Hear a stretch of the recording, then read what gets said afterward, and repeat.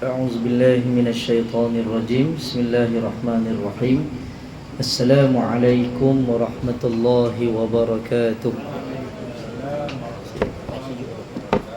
الفاتحة أعوذ بالله من الشيطان الرجيم بسم الله الرحمن الرحيم الحمد لله رب العالمين الرحمن الرحيم مالك يوم الدين إياك نعبد وإياك نستعين اهدنا الصراط المستقيم صراط الذين أنعمت عليهم غير المغضوب عليهم ولا الضالين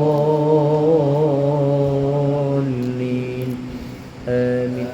بسم الله الرحمن الرحيم الحمد لله رب العالمين والصلاة والسلام على رسولنا الأمين وعلى آله وصحبه أجمعين. اللهم فقهنا في الدين. Ya Allah, berilah kami kefahaman dalam beragama. Wa'allimna ta'wil, kebijaksanaan untuk memahami sesuatu perkara. Wahdina ila siratikal mustaqim, jalan hidayah petunjuk kepada kebenaran. Allahumma yassir lana fi hifzil Quran. Ya Allah, mudahkan kami untuk sentiasa menjaga dan menghafal Al-Quran. Allahumma syrah sudurana fi qiraatil Quran. Lapangkan dada kami ya Allah untuk sentiasa membaca Al-Quran. Allahumma ja'alna min ahlil Quran. Dan ya Allah, pilihlah kami untuk sentiasa menjadi ahli Al-Quran. Wa sallallahu ala sayyidina Muhammad. Walhamdulillahi rabbil alamin. Amin amin ya rabbal alamin. Alhamdulillah, segala puji bagi Allah Subhanahu wa taala kerana mengizinkan kita dapat lagi bersama-sama dalam majlis ilmu mentadabbur Al-Quran daripada satu ayat ke satu ayat insya-Allah. Kabari kabine waras ibu ayah. Alhamdulillah. Malam ni insya-Allah kita akan menamatkan surah Al-Jumu'ah. Dan hari ini ayat yang terakhir, iaitu ayat yang ke-11. Dan saya nak kongsikan dekat tuan-tuan puan-puan yang dirahmati Allah Subhanahu wa taala asbab nuzul, ya. Sebab nuzul turun ayat yang terakhir ni, ya, secara umumnya ataupun secara khususnya, yang mana ayat ini turun ketika mana Nabi SAW sedang menyampaikan khutbah pada hari Jumaat di Madinah. Okey, menyampaikan khutbah pada hari Jumaat di Madinah. Siapa yang sampaikan? Rasulullah sendiri yang sedang sampaikan khutbah. Ketika Rasulullah sedang menyampaikan khutbah di Madinah, tiba-tiba datang seorang pedagang, ya, dengan membawa barang dagangan yang banyaklah. Zaman dulu barang dagangannya dibawa dengan unta lah, tak ada lori. Zaman hari kontena, ada macam-macam lagi lah kenderaan yang besar-besar hari ini.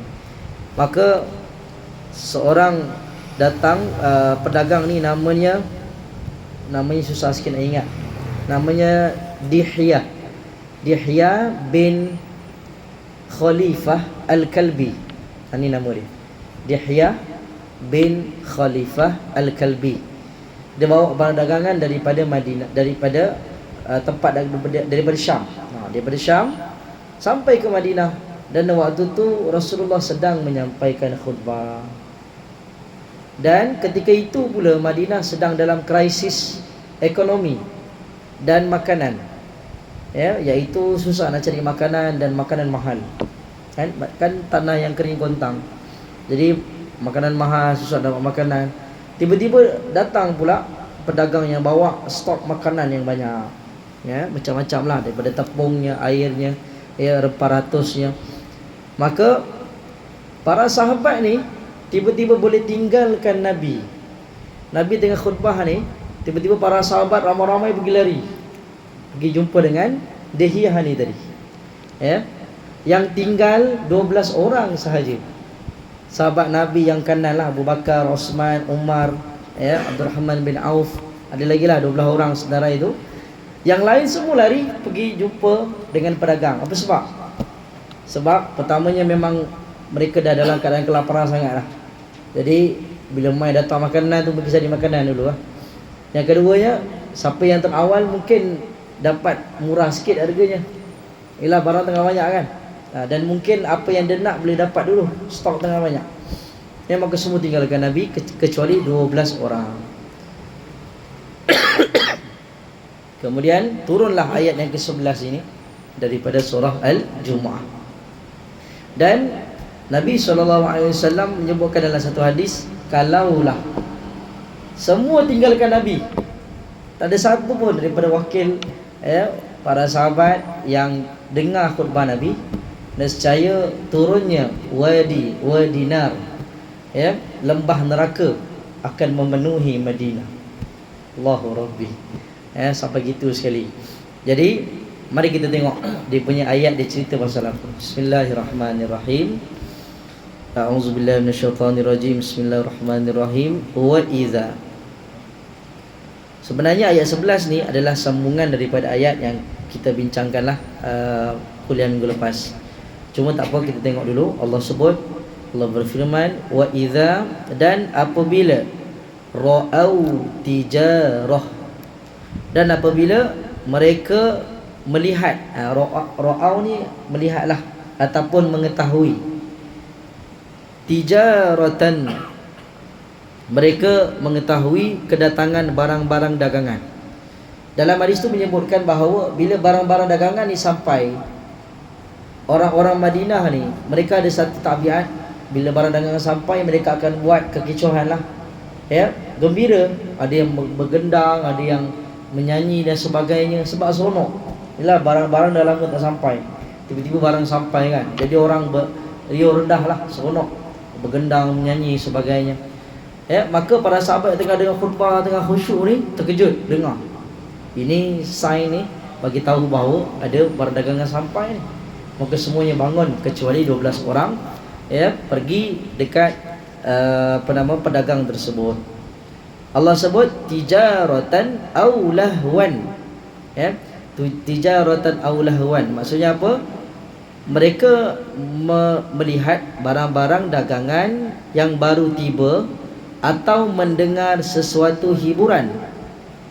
Kat situ. Maksudnya apa? Dalam pada Dihyah bin Khalifah Al-Kalbi ni sampai, ada dua peristiwa lah. Satu barang dagangan, satu lagi hiburan. Orang yang geng suka menyanyi ni dia sampai, dia pun menyanyi dan sebagainya. Maka ada para sahabat yang datang kerana terpengaruh dengan bunyi nyanyian tadi lah, hiburan tadi. Ada yang sebab memang nak ambil makanan. Maka Allah sebut lahwan, kemudian infaddu.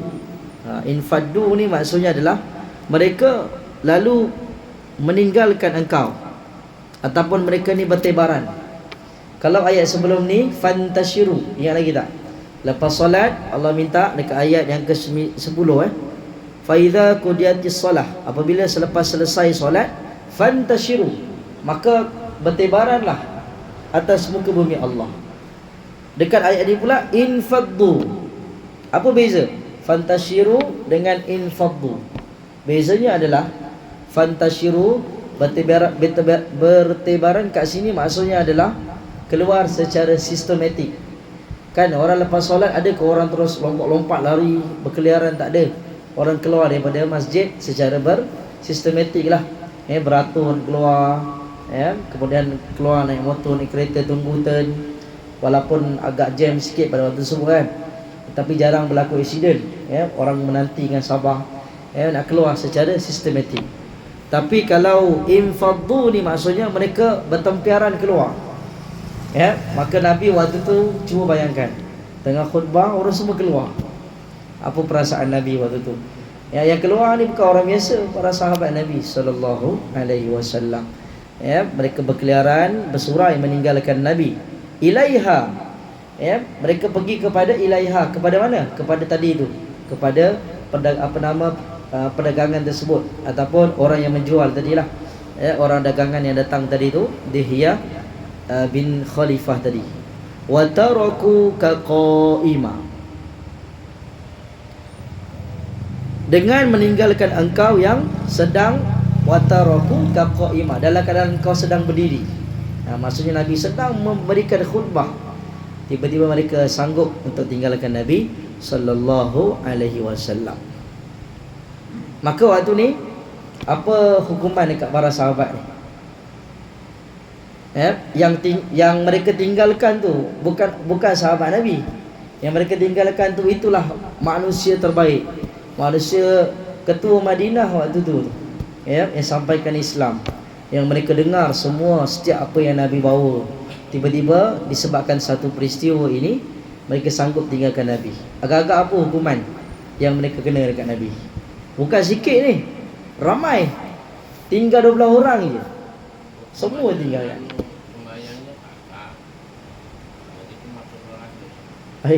Mana dia masuk neraka? Baik, hukumannya pertama, solat dia punya hari Jumaatnya tadi, pahala Jumaatnya tak dapatlah, sia-sia.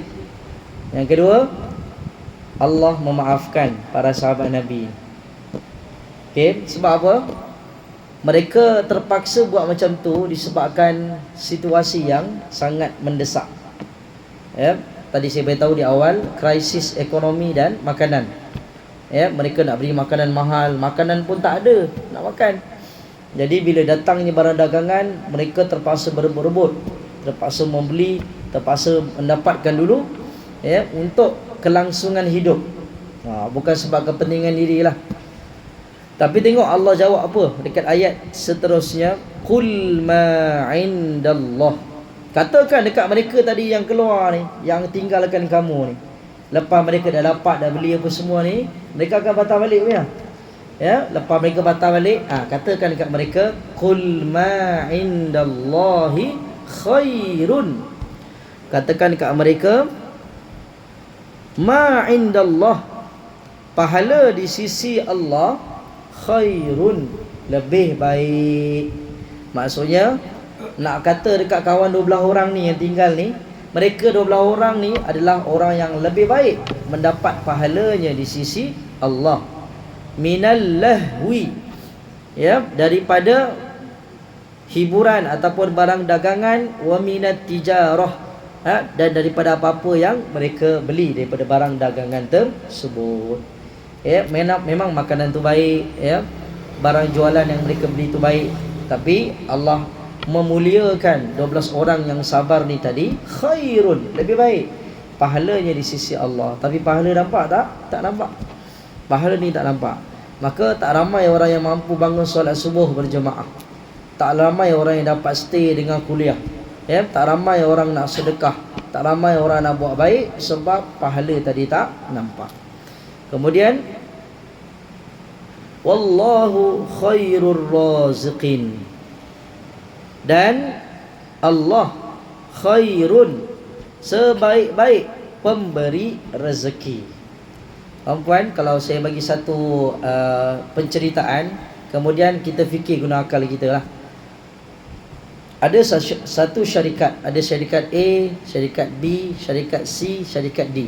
Syarikat A menawarkan gaji bulanan adalah sebanyak 10,000. Nak kerja situ tak? Kerjanya tak susah pun. Orang biasa kerja pukul 8 balik pukul 5. Ini kerjanya pukul 10, baliknya pukul 2. Kejap je. Dah lah pukul 10. Pukul 10 tu orang dah rehat, ni baru masuk. Kemudian pukul 2 dah balik dah. Setengah hari lah lebih kurang. Itu yang pertama. Kemudian ada syarikat yang kedua, syarikat B pula, menawarkan gaji 20,000. Nak pilih A ke B, sama juga kerjanya, waktunya sama, cuma gajinya bertambah lagi 20,000. Ya, kita akan pilih 20,000 mungkin lah. Syarikat C pula menawarkan 25,000. Dengan pekerjaannya pun mudah juga. Cuma tambah sikit lah masanya, dari pukul 8 sampai pukul 5, tapi gaji 25,000 sebulan. Nak pilih mana? A, B, C. Pilih B. Kemudian datang pula yang tadi ABC kan. Sekarang ni yang D ni adalah kerja dengan Allah. Kerja dengan Allah, gajinya ghairu mamnun, tidak terhitung banyaknya. Nak pilih mana? Nak pilih dengan Allah. Habis ABC ni nak teruskan hidup ni.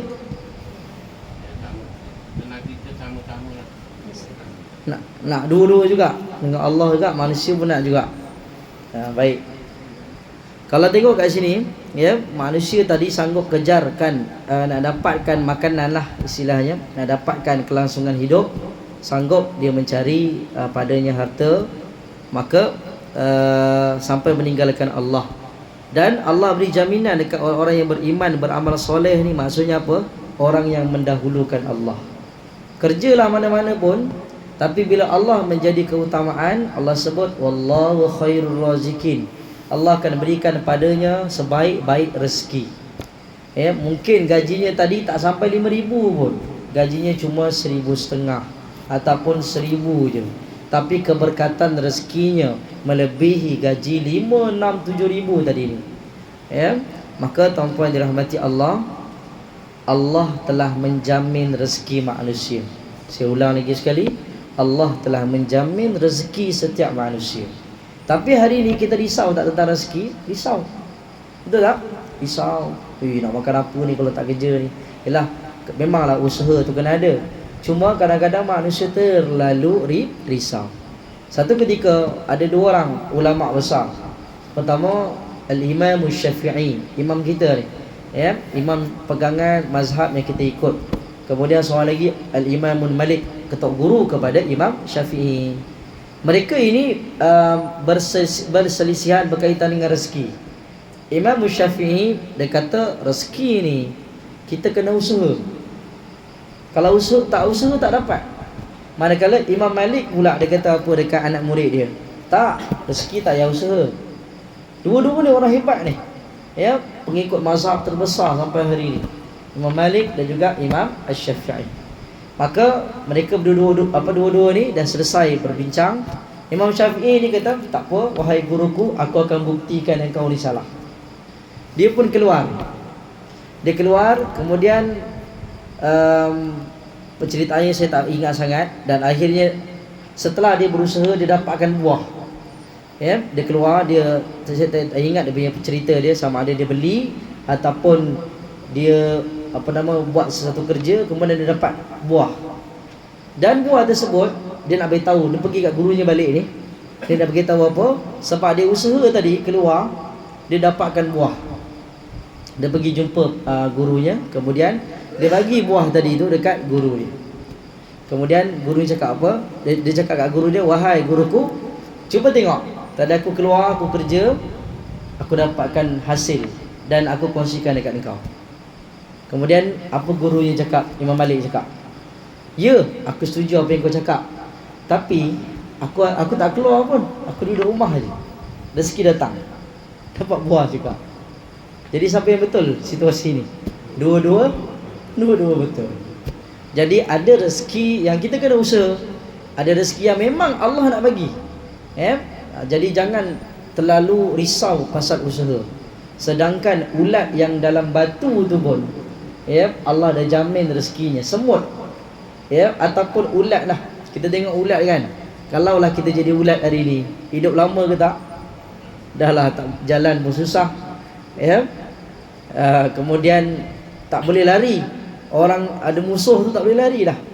Nak masuk nak kuis tanah tu pun lambat. Sebab dia punya tangan dia ataupun kakinya tu halus. Kalau kena bijak mati. Kalau dia munculkan diri, ready lah. Ayam ke, burung ke, ataupun manusia ambil jadikan umpan. Hidupnya sentiasa dalam ancaman. Betul tak? Tapi Allah dah aturkan rezekinya. Kita tengok kalau cangkul-cangkul tanah kan, nampak ada cacing besar. Macam mana dia boleh besar? Dan tentunya dia ada rezeki untuk makan kan. Masya Allah. Jadi kita sebagai manusia, wallahu khairur razikin. Yang kita kena risau adalah amalan kita sebenarnya. Macam mana solat kita ni? Kualiti solatnya macam mana? agak-agak solat kita ni betul-betul lebih baik daripada dulu ke ataupun sama je 10 tahun yang lalu dengan hari ini 2026 sama je solatnya, kualitinya. Solat nak laju-laju, ya, solat nak cepat habis. Solat kalau boleh lepas solat terus pergi. Tak ada langsung penambahbaikan 10 tahun dengan sekarang. Ya, patutnya malu kita dengan Allah Subhanahu wa taala. Dan ayat yang terakhir ni juga menceritakan tentang keadaan manusia hari ini lah. Berapa ramai manusia hari ini sanggup tak solat sebab urusan kerja. Tengoklah kat mana-mana pun. Bahkan tuan-puan semua ada kawan-kawan, ya, ada kenalan yang sanggup kerja, ya, contoh kerja tukang. Solat dia tak solat, ya, buat je kerja. Kenapa tak solat kang? Alah kotor lah. Boleh solat, ya. Debu tu boleh dibersihkan. Ya, apa saja kerja hari ini orang sanggup berpulas, berpenat lelah untuk cari RM10, RM20 kerja, tetapi tak sanggup untuk solat, untuk menghadap Allah pemberi rezeki. Maka tuan-puan, kita ada keluarga, kita ada kawan-kawan, kita kena pesan untuk sama-sama mereka ini dahulukan Allah dalam kehidupan. Kerana kehidupan kita ni sementara. Dan Allah sebut dalam surah Al-Baqarah. Kita buka jap, muka surat 45 ayat 269.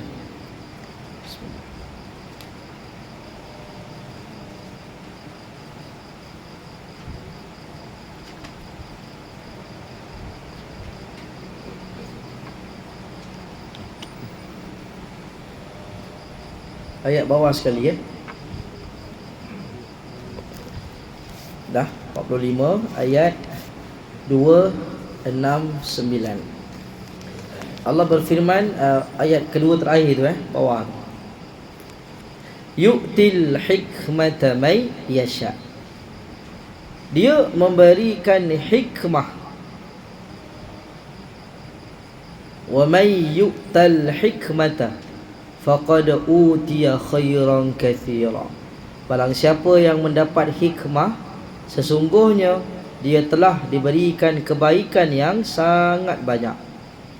Wa ma yadhakkaru illa ulul albab. Apa maksud hikmah? Hikmah ni para ulama membincangkan banyak maksudnya. Antaranya adalah hikmah ini adalah kemampuan untuk memahami padanya urusan agama. Ada orang baca Quran sampai ke sudah tak pernah faham. Kita hari ini Allah berikan kita hikmah, nikmat belajar Al-Quran dan kita dapat faham.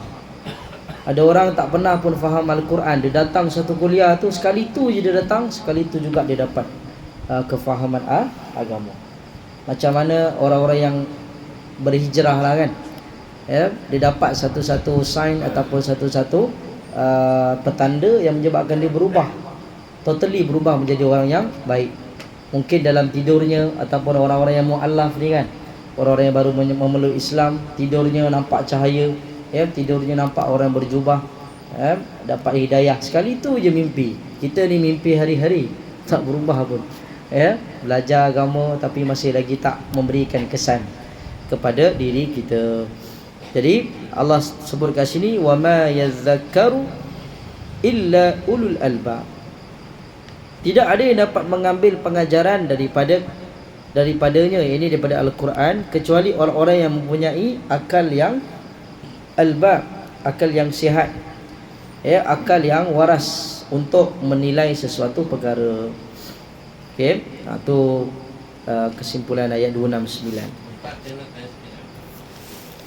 Tentang solat tadi disebutkan itu, karena solat berlobang-lobang lah, maksudnya asar solat terus ada berlobang-lobang lah solatnya, tak penuh lagi. Okey, lepas tu yang mula-mula yang tanya solat, solat.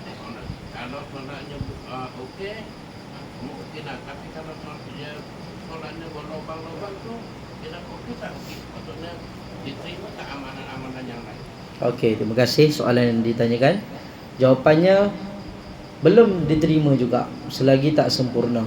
Macam solat ini dia macam talian kita nak call nak panggil Allah. Macam kita telefon orang lah hari ni kan. Telefon polis 999. Tapi dia tulis 995. Dapat tak call polis? Tak dapat. 990 tak dapat. Okey. Kalau nombor telefon nak call Allah ni 2 4 4 3 4. Tapi kalau ada kosong, dapat tak? Salah nombor lah, wrong number. Itu mudahnya kira lah. Kalau ada orang tanya lepas ni kan, aku solat juga tapi dia aku tak solat, agak terima tak? Jawab dengan fakta juga. Biar dia fikir, betul juga ni. Tu jawapan dia. Ya, selagi mana dia tak penuhkan solatnya tadi tu 5 kali, maka kunci syurga tadi tu ataupun kunci kebaikan tu tak dapat lagi. Sebab tak cukup syarat. Baguslah dah start solat dah. Cuma kena tingkatkan lagi untuk jaga 5 kali solat fardu. Kita jawab soalan Okey, baik. Kemudian mari kita tengok kesimpulan surah Al-Jumu'ah hari ni. Okey, sebab hari ni kita habis awal, kita tengok kesimpulan daripada surah Al-Jumu'ah. Daripada ayat pertama sampailah ayat yang ke-11 hari ni. Tengok kita punya buku sinopsis. Buku warna hijau tu, surah Al-Jumu'ah.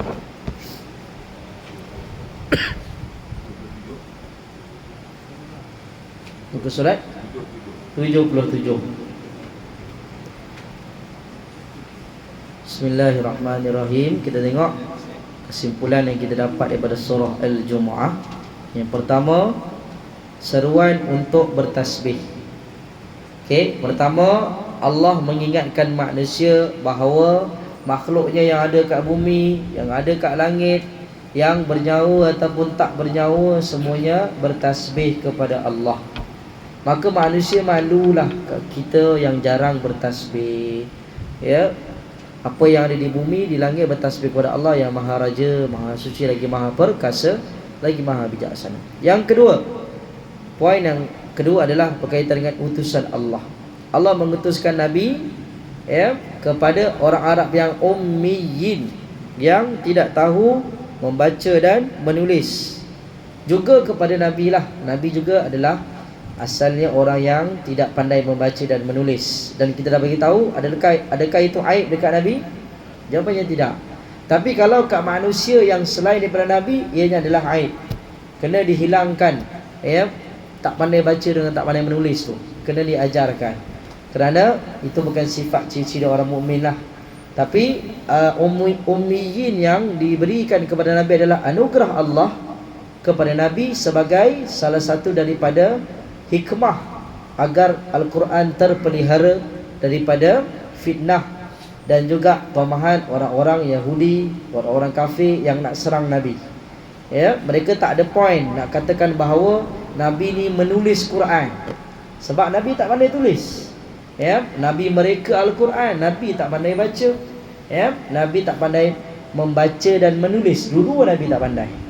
Maka mereka tak dapat tuduh Nabi sebagai penulis. Sebab tu dalam Quran tak ada. Yang mereka katakan Nabi apa? Ahli sihir. Itu je lah mereka ahli sihir, orang gila. Sebab tak ada point nak cakap. Itu je point yang mereka boleh katakan dekat Nabi Muhammad sallallahu alaihi wasallam. Kemudian poin seterusnya adalah menceritakan tentang Allah memberikan satu perumpamaan, masalul ladzina humilut Taurat, tentang orang Yahudi yang memikul, macam mana keledai yang memikul kitab tetapi tidak mengetahui kandungannya. Sama juga dengan orang hari ini yang kononnya baca Quran, faham Al-Quran, belajar Al-Quran, tapi tak faham apa yang dia belajar. Maka sama perangainya macam keledai. Sama juga macam orang Yahudi menganggap dia paling dikasihi Allah. Juga kita pun sama juga, tuan-puan. Kita orang Islam, kita tengok orang India, kita tengok orang Cina kan, kita cakap, oh ya, aku paling mulia ni, kau ni mesti masuk neraka. Maka perangai macam orang Yahudi juga. Sepatutnya kita kena cari jalan macam mana nak Islamkan mereka. Macam petang tadi ustaz post buku dekat Banting tu, Pasal Haq nama dia. Ustaz hantar buku kan, ustaz post buku-buku ustaz tu, ada orang beli. Amai tu tanyalah, lama tak nampak kepala botak kan. Lama tak nampak pergi mana? Sebab ayah ustaz yang tolong hantar buku kan. Orang beli buku ustaz dekat Shopee, kat TikTok. Kemudian saya cakap, oh saya baru balik umrah. Umrah tu apa? Oh tu pergi Kaabah tu. Oh yang pergi botakan kepala tu kan. Oh dia tahu juga rupanya. Jadi masukkan sikit-sikit elemen dakwah. Mudah-mudahan asbabnya dia tertarik nak tahu tentang Islam. Sikit-sikit lah kongsi. Kadang-kadang kita jadi takut nak kongsi sebab kita rasa macam Islam ni hanya eksklusif kat orang Melayu je. Sedangkan boleh je kongsi. Kadang-kadang mereka nak tahu tapi kita tak nak cerita. Kadang-kadang mereka nak tahu ataupun kita sendiri takut nak jawab. Kenapa you pakai tudung dia jam. Tudung tu perintah Allah.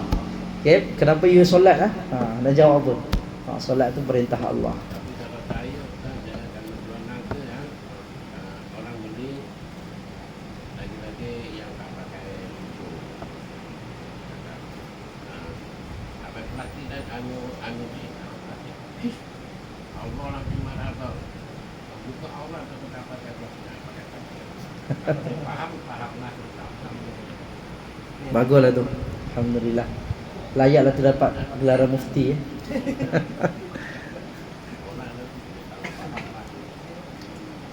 Boleh lepas ni boleh tambah sikit lah. Puji dalam masa yang sama kita selitkan dakwah. Contohnya ngasih beli gori nangka gori pula. Beli nangka. Cantik bahasa kan. Lagi cantik kalau ditutupi dengan aurat. Kita boleh sulang-sulang dengan dakwah. Ikutlah dengan pelbagai cara. Okey, kita berbalik dekat cerita tadi tentang orang Yahudi yang menganggap dia suci. Kemudian Allah mencabar mereka. Kalau ingat lagi kan, Allah mencabar. Kalau betul engkau ni orang yang suci, orang yang mulia, fatamannaul maut. Minta mati cepat. Sekiranya kau benar, maka mereka tak nak mati cepat. Mereka larikan diri daripada kematian. Kemudian cerita pasal solat Jumaat tadilah, ayat 9 hingga 11. Seruan segera solat Jumaat untuk pergi ke masjid bagi semua lelaki yang beriman. Bahkan Nabi sebut dalam hadis sahih, lelaki orang mukmin yang tak solat 3 kali berturut-turut, Allah akan taba'allahu ala qulubihim. Hatinya akan gelap, ditutup oleh Allah. Maksudnya tak dapat cahaya Islam, kemudian dia dah tak ada dah padanya mendapat cahaya iman, ditutup terus daripada Allah sebab keingkarannya lah. Kecuali sebab dia sakit lah. Kalau dia sakit menyebabkan kesukaran, tak ada masalah. Ataupun ada macam COVID kan. COVID tu memang satu dunia, tak boleh nak keluar. Hanya orang AJK je yang datang. Tak apalah. Itu ada hidayah. Hidayah Allah ditutup. Adakah Allah Ta'ala ni bagi seseorang tu, dia bagi hidayah hanya sekali aja ke ataupun banyak kali? Banyak kali. Hari-hari Allah beri hidayah kepada manusia. Hari-hari Allah bagi hidayah. Macam kita hari ni, Allah bagi hidayah. Contoh subuh tadi kan, kita nak pergi ke tak nak pergi, tiba-tiba Allah berikan hidayah, pergilah surau masjid, dapat hidayah. Hidayah ni adalah jalan petunjuk kepada kebaikan. Itu maksud hidayah lah. Jalan petunjuk kepada kebaikan. Dan kenapa tinggalkan solat 3 kali Jumaat Allah tutup hatinya? Antara sebabnya adalah ini adalah salah satu daripada amaran Allah kepada orang yang degil tak nak solat Jumaat. Bahkan sepatutnya kalau tengok dekat kancung ni kan, kalau ikutkan sebenarnya mungkin lagi banyak lagi. Mungkin dataran kereta tu penuh dengan manusia. Macam solat hari raya, macam mana hari raya lagi ramai daripada solat Jumaat? Kan pelik. Hari Jumaat ramai lagi. hari raya. Tapi hari Jumaat kadang-kadang tak muat ada lagi ruang. Macam Kampung Indah ada ruang lagi contoh. Kalau tengok Allah sedih. Dah start khutbah, tapi ruang masih banyak lagi kosong. Baru nak diisi sikit. Dan habis tu baru penuh. Itulah masyarakat kita hari ni. Kita banyak lagi ujian ataupun tugas dakwah yang kita kena sampaikan, terutama dekat keluarga kita lah, dan ataupun diri sendiri juga, untuk cepatkan. Dan seruan solat Jumaat ni, apa yang Allah sebut, tinggalkan jual beli. Kenapa Allah minta kita tinggal jual beli? Adalah salah satu daripada simbolik. Jual beli ni adalah satu urusan perniagaan yang paling susah, sebab paling banyak menguntungkan. Contohnya apa? Orang kerja kerajaan, gajinya berubah tak? Orang kerja guard ataupun apalah, orang kerja yang makan gaji lah contoh, gajinya berubah tak dalam setahun? Tak berubah kan? Dia lepas mungkin 3 atau 5 tahun baru ada bonus, baru ada peningkatan gaji. Tapi orang yang bisnes hari-hari berubah. Hari ni untungnya 500, esok 1000. Lagi-lagi yang main dengan nilai yang besar lah. Hari ni untungnya 10 juta, ni 500 juta contoh. Untungnya bertingkat-tingkat, berbeza dengan orang yang kerja kerajaan. Jadi Allah berikan perumpamaan, kalau jual beli pun boleh tinggalkan, apatah lagi orang yang sambil medang-medang, sembang kosong, main telefon, benda-benda tu semua tak datangkan keuntungan dekat dunia, pun tak nak tinggal juga, maka rugilah orang yang sebegini. Kemudian yang terakhir, kesimpulan daripada ayat 11 yang kita bacakan tadi adalah berkaitan dengan rezeki tadi. Allah dah menjamin rezeki. Allah sebut dalam ayat lain, Allahu yabsutur rizqa liman yasha. Allah yang membataskan rezeki kepada seseorang. Ada orang dia usaha sikit je, rezekinya banyak. Ada orang yang usaha lebih daripada orang dengan orang tadi ni, tapi usahanya takat tu je. Sebenarnya Allah lebih tahu, kalau aku bagi banyak, engkau boleh jadi lalai dengan aku. Jadi Allah berikan bergantung kepada itulah sebenarnya rezeki yang kita sebenarnya dapat ingat Allah lebih. Macam cerita Qarun lah. Inna Qaruna kana min qaumi Musa fabagha alaihim. Sesungguhnya Qarun ini adalah umat Nabi Musa yang dia melampaui batas. Wa kana minal kunuz. Allah sebut, aku berikan kepadanya harta kekayaan yang melimpah ruah, menjadikan dia lalai. Maka hari ini kalau Allah berikan kita harta melimpah ruah, kita lalai, kita sama dengan Qarun. Tapi kalau Allah berikan kita seadanya, semampunya hari ini, bersyukur. Apa tanda hati seseorang itu kaya? Apabila dia mensyukuri, menikmati apa yang Allah berikan saat ini. Dia tengok orang lain tak kisah dia. Orang naik kereta apa, orang nak pakai apa, terpulang. Yang penting aku dengan kenderaan aku boleh jalan, pergi masjid, pergi banting, beli keperluan harian, kemudian azan pergi masjid pun dah cukup dah. Itu sebenarnya kesyukuran sebagai seorang hamba. Jangan rasa lapar dengan perhatian manusia. Orang lain tukar kereta, kita nak tukar kereta. Keluar desain baru motor, nak tukar motor baru. Tak habis bayar lagi, tengok keluar Honda pula, Yamaha pula keluar kan. Aduh, pening nak ikut desain baru ni. Kawan ni angkat kereta tu, ni angkat motor ni, kita pun duk kejar juga, tak selesai masalah. Jadi bersyukurlah seadanya.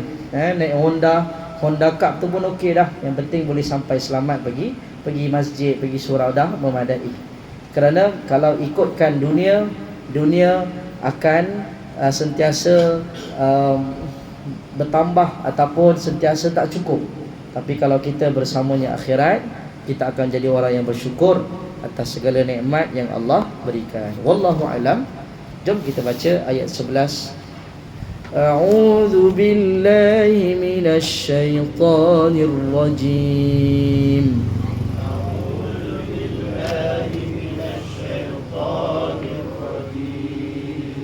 وَإِذَا رَأَوْا تِجَارَةً أَوْ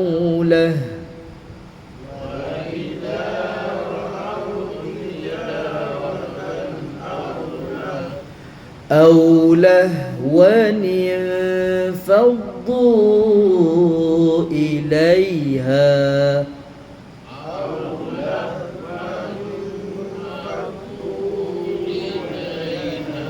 Macam mana baca tu?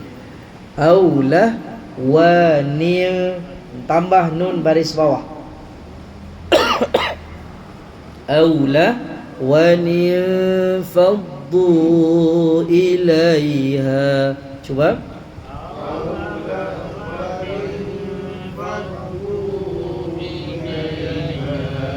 Wa tarakuka qaima.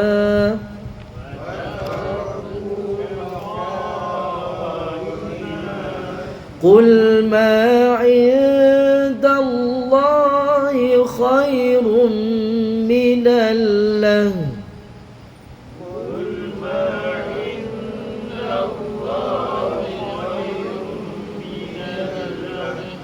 من اللهو ومن التجارة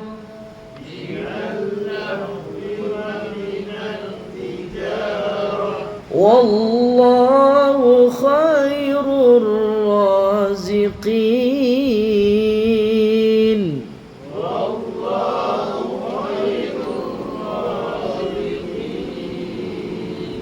Baik, jom kita kupaskan tajwid dekat kalimah lahwanim faddu. Boleh buka dalam buku tajwid tajuk iltiqa sakinain. Iltiqa as-sakinain.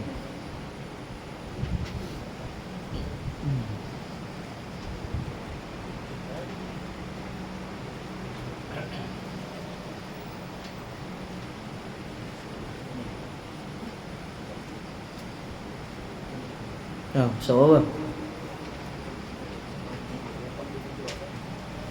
83.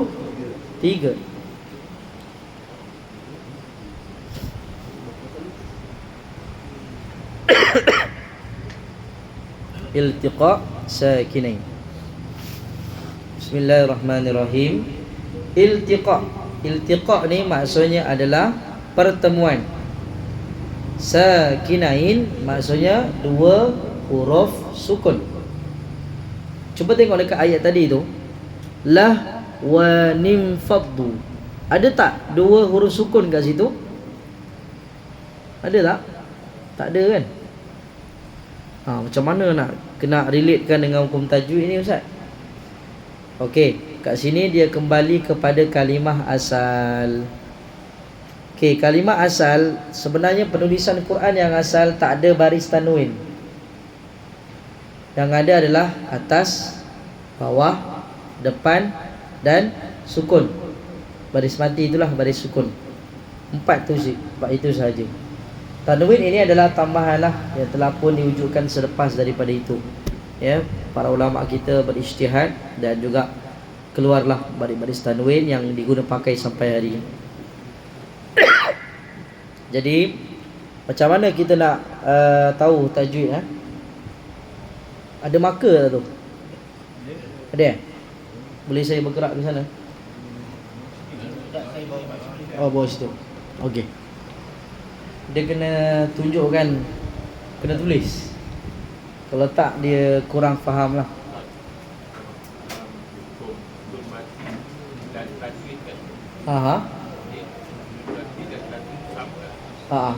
Sama lah. Jadi dari sini tanwin dia punya perumpamaan dia sama dengan sama juga.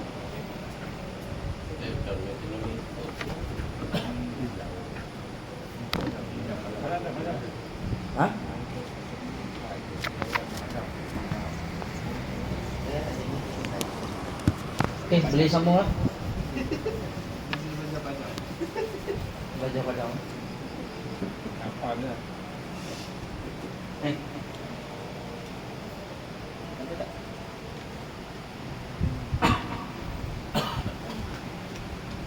Okey. Bismillah.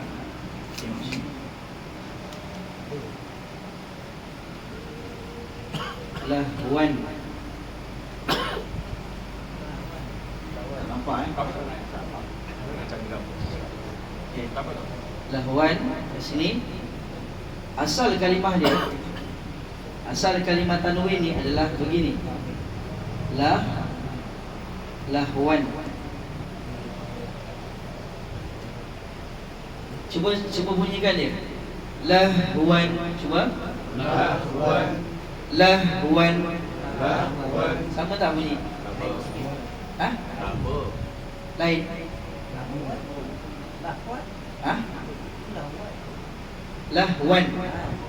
Ni lahwan. Sama tak? Samalah. Ni lahwan. Ni pun lahwan juga. Bunyi sama. Sebab oh, muka merah. Okey. Okey. Ni lahwan ya. Bunyi dia lahwan. Yang ini pun sama. Lahwan juga sama bunyi dia. Saya bagi tahu balik tadi, penulisan asal Quran dia tak ada baris tanwin, dia hanya menggunakan nun sukun. Okey, ni menggunakan nun sukun. Jadi lahwan, kemudian apa kalimah seterusnya? Fadhu.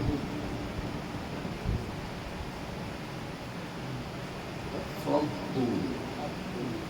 Okey. Kat sini sama. Lahwanil fadhu. Betul ke? Ejaan dia? Betul ejaan dia? Kalau dia tinggal alif. Alif. Ada dua Ustaz. Takwan. Alif ni dua je. Sini ya. Fadhu.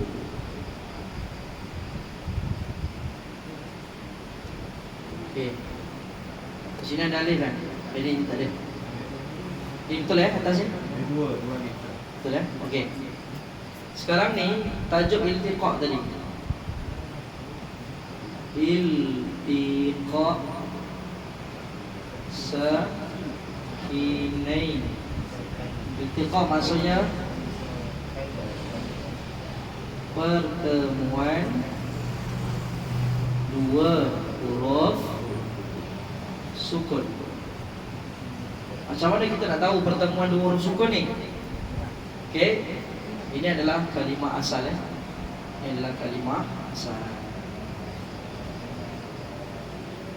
Okey, kalimah asal ni adalah nun sukun.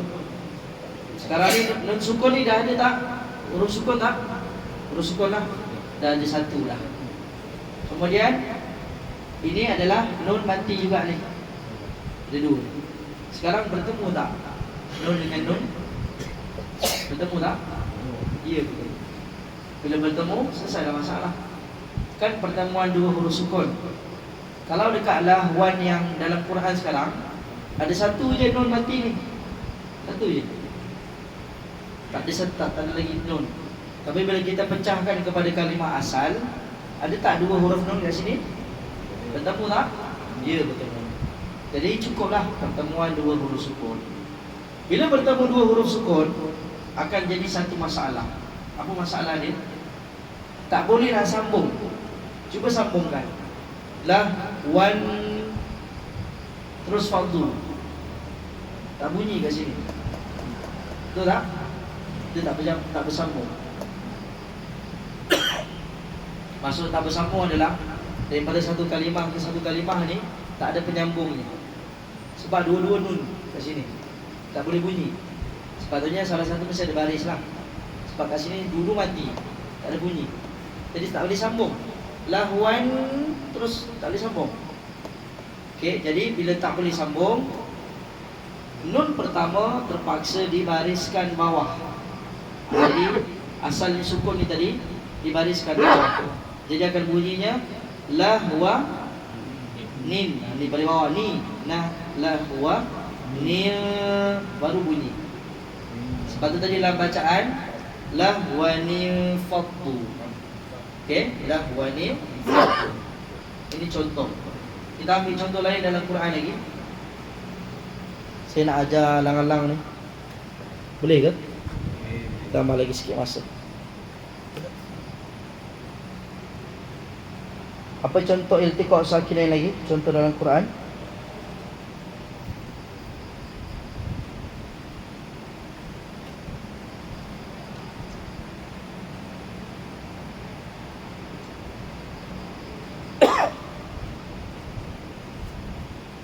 Cuba cari contoh selain daripada ni.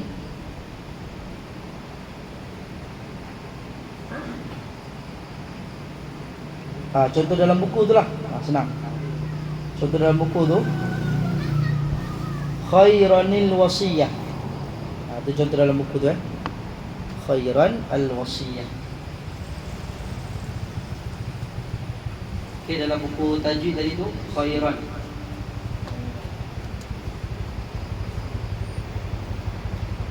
Khairan al-wasiyah. Khairan al-wasiyah. Okey, sekarang ni kita kena buat apa kalau macam ni? Khair al-wasiyah. Tanwin kembalikan kepada kalimah asal dia. Khairan. Okey. Khairan. Kan tanwin kan? Khairan. Kemudian al-wasiyah.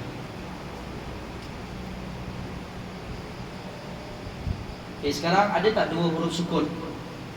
Ini ini satu. Lagi lam. Bertemu tak dua huruf sukun? Ya, bertemu dua huruf sukun. Sekarang jadi masalah, bila bertemu dua huruf sukun macam mana nak sambung? Khairan, macam nak sambung? Boleh sambung tak? Khairan nak ke al-wasiyah ni, boleh sambung tak? Boleh tak? Tak boleh. Khairan tiba-tiba terus wasiyah. Nun dengan lam ni tak menyambung. Okey. Maka ini tadi ditukar barisnya jadi bawah. Khairanil wasiyah. Cuma dalam Quran sekarang dia tak ada ni. Tak ada kalimah asal, yang ada adalah yang sekarang ni, khairan. Jadi tugas kita tambah nun baris bawah. Namanya iltiqa' sakinain. Okey. Khairan al-wasiyah. Ini contohnya. Dapat? Okey. Jadi dalam Quran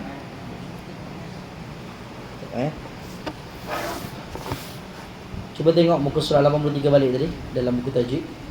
Dalam Quran saya ada letak nota tambahan Dalam Quran kita jumpa iltiqa' sakinain ini sebanyak 33 tempat dalam Quran. Berapa banyak? 33 tempat. Ada tak dalam nota tu? Belah kanan muka surat 83 tadi ni, belah kanan nota kecil. Ada? Oh tak ada, boleh buat nota tambahan lah. Kalau tak ada, nanti kalau ada pensel boleh tulis. Okey.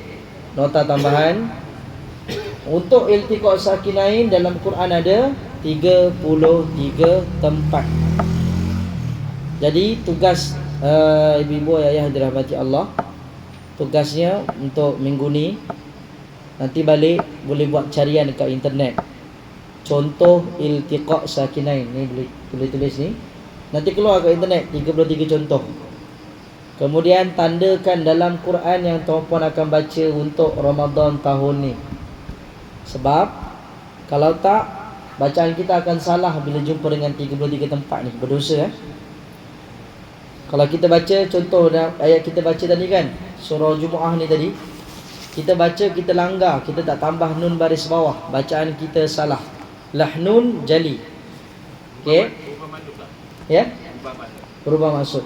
Dia tertukar huruf, tertinggal huruf. Okey? Jadi tugasnya adalah cari kat internet, kemudian tandakan dalam Quran yang kita akan baca dalam Ramadan nanti. Sebab kalau tak, Setiap kali Ramadan kita akan jumpa 33 tempat ni, 33 tempat ni lah kita akan buat salah. Dan biasa dengar tak ada imam yang baca di surah Al-Ikhlas, Qul huwallahu ahadun illahus samad. Pernah dengar? Kenapa dia tambah nun? Jom kita rungkaikan, sama tak macam kita jumpa? Cuba buka dalam Quran surah Al-Ikhlas.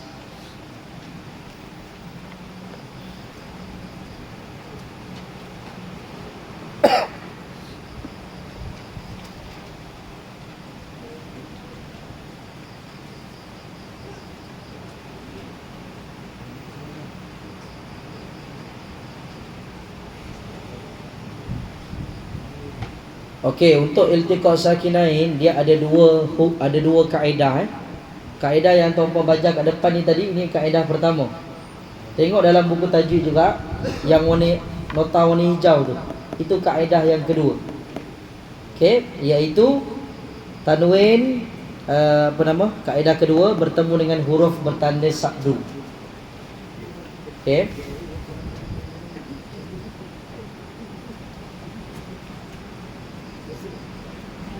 Tengok siapa dalam tu? Dulu masa saya tak belajar lagi, saya tengok kenapa imamnya tambah nun balik bawah ni. Qul huwallahu ahadun illahus samad. Kita buka Al-Quran tengok, mana ada nun? Meskipun ustaz ni salah. Dululah masih kecil, tak belajar lagi kan. Jadi hari ni kita selesaikan masalah. Qul huwallahu ahadun. Kemudian ayat kedua, Allahu. Okey. Allahus samad. Allahus samad. Okey.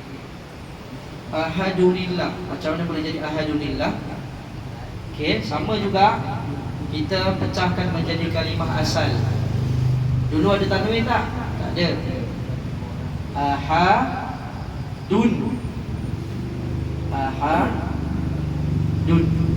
Sama tak bunyi dia? Ahadun dengan ahadun sama? Sama kan bunyi? Bunyi sama. Kemudian Allahu. Allahu ni lam pertama tak berbaris. Yang berbaris adalah lam yang kedua. Lam ni adalah lam sukun lah, lam mati. Jadi ni nun huruf mati yang pertama. Kemudian lam huruf mati yang kedua. Berjumpa tak? Nanti kalau sakinain ketemu juga. Jadi bila macam ni nak sambung, dia ada kesukaran juga. Bila nun sukun dengan lam sukun tak sambung, maka nun yang pertama ini perlu dibariskan bawah. Sebab itulah bunyinya ahadunillah. Faham? Okey, ini adalah kaedah kedua. Kalau tengok dalam buku tajwid tu, dia punya formula dia tanwin jumpa dengan hamzah wasal jumpa dengan huruf bertanda satu. Okey, formula dalam Quran nak cari macam mana? Pertama mesti jumpa dengan baris tanwin. Ada tak tanwin kat sini? Ada. Kemudian jumpa dengan hamzah wasal. Ada hamzah wasal. Dan yang ketiga jumpa dengan huruf bertanda satu. Cukup 3 syarat ini jadilah iltiqa sakinain. Okey, mungkin boleh sikit lah. Sebab kelas ni sebenarnya 2 jam baru selesai. Ya, tapi ini kita fast track. Belajar laju. Ya.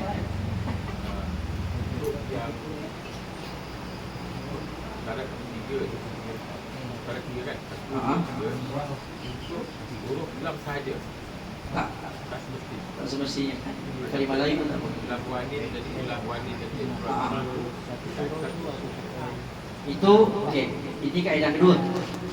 Kalau kaedah pertama, contoh apa tadi khairun kan? Lam wani pula yang tak ada lam. Tapi ada lam ada. Okey, lam wani.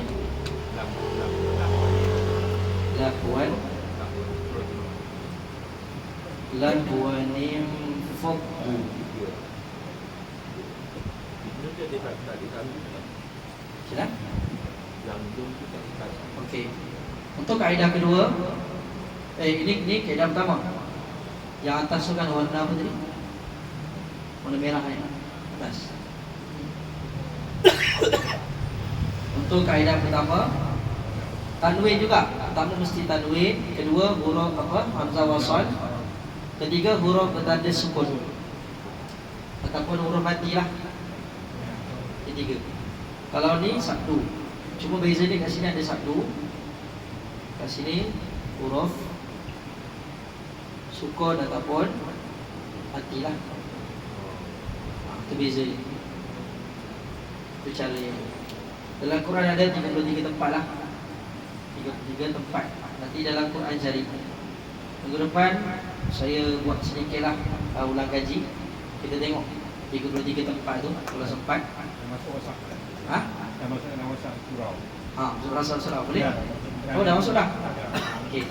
Dah masuk, malam ni boleh buka sila-sila. Baru kita nampak rupanya ada 33 tempat. Okey. Wallahu a'lam. Ada soalan? Okey, ini kaedah membaca Al-Quran. Maka hari ni bila kita dapat satu ilmu tambahan pasal Quran, kita ikut je. Ya. Sami'na wa ata'na. Ada orang jenis bila dia belajar ilmu Quran, dia tanya, kenapa mesti macam ni, tak macam tu? Kenapa mesti macam ni? Jawapannya adalah sami'na wa ata'na. Kami dengar, kami taat. Ya, itulah ilmu Allah, ya, yang Allah berikan kepada kita. Kita sebagai hamba-Nya belajar, taat dan ikut. Kalau banyak soal ni adalah baca pun tak. Ya, wallahu a'lam. Bismillahirrahmanirrahim. Subhanakallahumma wa bihamdika asyhadu an la ilaha illa anta astaghfiruka wa atubu ilaik. Bismillahirrahmanirrahim. Allahumma arhamna bil Qur'an waj'alhu lana imaman wa nuran wa hudan wa rahmah. Allahumma dhakkirna minhu ma nusina wa 'allimna minhu ma jahilna warzuqna tilawatahu ana al-layli wa atrafan nahar waj'alhu lana hujjatan ya rabbal alamin. Ya Allah, rahmati kami dengan Al-Quran, jadikan ia pimpinan, cahaya, petunjuk dan rahmah. Allah, ingatkan kami apa yang terlupa, ajarkanlah yang tak diketahui.